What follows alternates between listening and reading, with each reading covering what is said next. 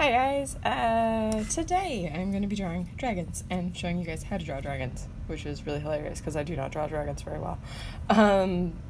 And I do apologize for no videos Thursday and Friday. Thursday I was super busy at work getting stuff done because I wasn't going to be into work on Friday, and then Friday I had so much stuff to do at the house preparing for company, so I was not able to do any sort of drawing. And then I injured my arm and I couldn't move my arm for like 4 days. It's still recovering.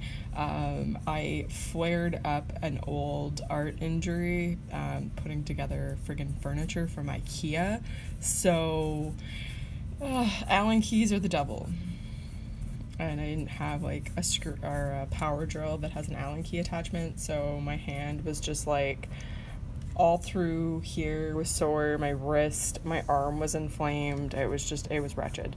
It was absolutely wretched. So, drawing dragons, now that I explain all my woes.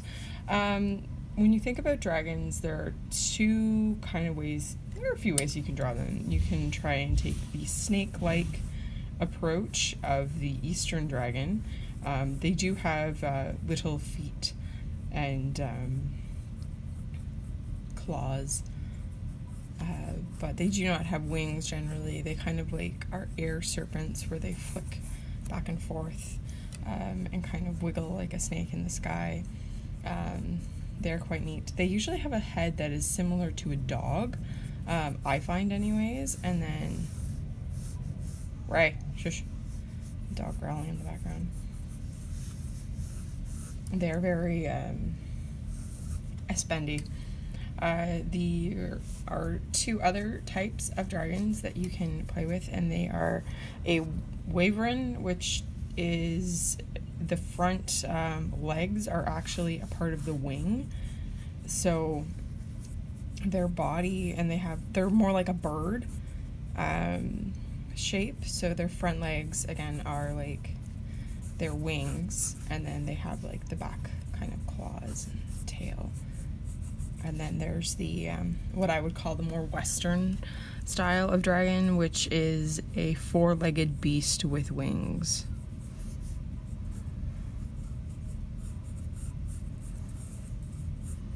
Head, body, lower body. And the wings, like, I put them at the shoulder blade, so they kind of grow out from there, and then you can design different types of wings. Now, when it comes to dragons, because they're mythological creatures, you can do a lot with the designs. You can take more reptilian inspiration, which is very traditional. You can start mixing and matching different parts of animals, like give it more of a goat's head, and then scale-like body. You can make them more puppy-like. I always really love incorporating bats in like bat ears and noses into my dragons. It's just kind of a weird thing I like. You can make them more bird-like with a beak.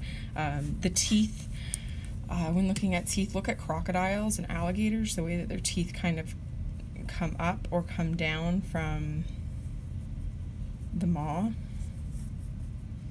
So you can make them have like super crazy teeth. You can have them be like skulls where it kind of looks like they're skull-like, but they are alive, with glowing eyes and craggy looking horns. You don't have to make the horns symmetrical either. You can have one horn that's shorter than the other, like it's been chipped and damaged, or you can have like these weird like antler, almost like a moose antlers coming out of your dragon. It's like taking animals and mashing them together in different portions, like in proportions and like different things. So be really creative. The one thing I do like about when I draw dragons is instead of giving them hooves, like if you've got them like certain parts of them kind of look either horse-like or say deer or goat-like. I think that's just quadruped. Anyway, instead of giving them hooves, I always like to give them fingers, just so that they have like their paws are more like fingers, so that they can grasp onto things and cling to things with their claws. Just the one kind of thing, word of caution, is when you're drawing dragons like with the bird head, make sure that you add the horns and you add some other things that kind of like make it look like a dragon. Otherwise you're going to be drawing a griffin, especially if you give it the feathered wings. You can definitely give dragons feathered wings. I really like that look. I will show you guys in my portfolio flip through, which I will probably do later in the week. I have the trans dragon I made is all feathers, and then they've got little claws on the end of their feathered wings, so that's kind of how I, like little hook claws, that's how I've made them look more dragony.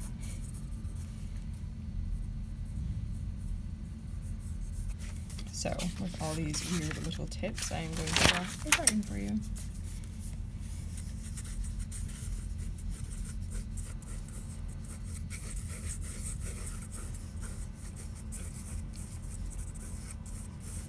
And even like, look at things like How to Train Your Dragon. Their dragons aren't all like logical for like their weight and size. Like look at the Gronkle, it's got teeny tiny little wings and it's like this bulbous little boulder, essentially, right? Like you don't have to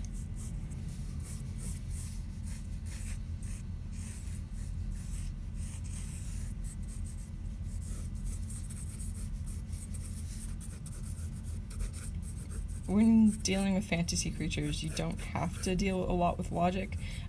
They are more believable if you put a bit of a logic in with them, but it's not necessary. So have fun, make pretty drawings. That's pretty much what you want to do when you're drawing. Because if it's not fun, why are you doing it?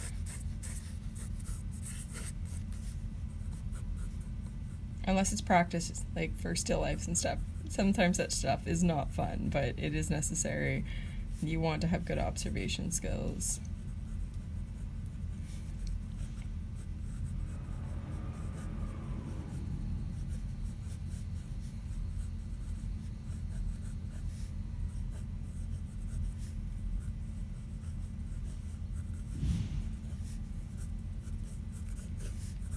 As for scales,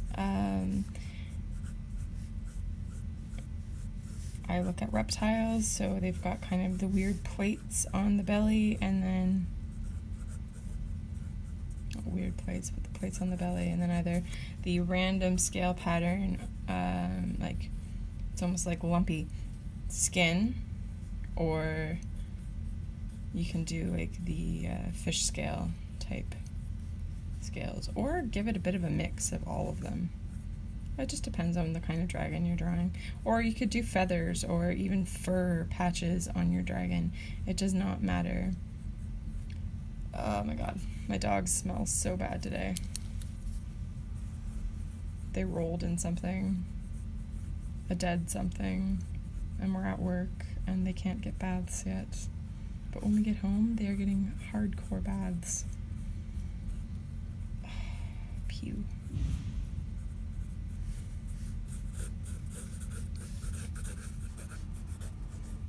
Anyways, weird little wyvern for you guys. If you are looking for books on how to draw dragons, there is a really great series by J. Neo Dragon Peffer, and it's Dragon Art. This is just the workshop, which comes with the CD, which I haven't been able to get into, but she goes through like the basics of drawing dragons. She's got 2 other books on dragons. One's dragons and one's mythological creatures. They are very good books. I would definitely suggest that series if you're really interested in drawing dragons. I have it. They're wonderful. She's kind of my basis for how I build stuff. Like, she gives really great framework and everything on how you draw dragons, and she'll give you like a lot of information on how to detail your dragons and stuff. So if you're interested, definitely look out for the Dragon Art books. I think they're by Impact, and then it is J. Neo Dragon Peffer. So I hope you guys enjoyed the video. If you have any questions, please leave it in the comments below, and I will chatter at you later. Bye!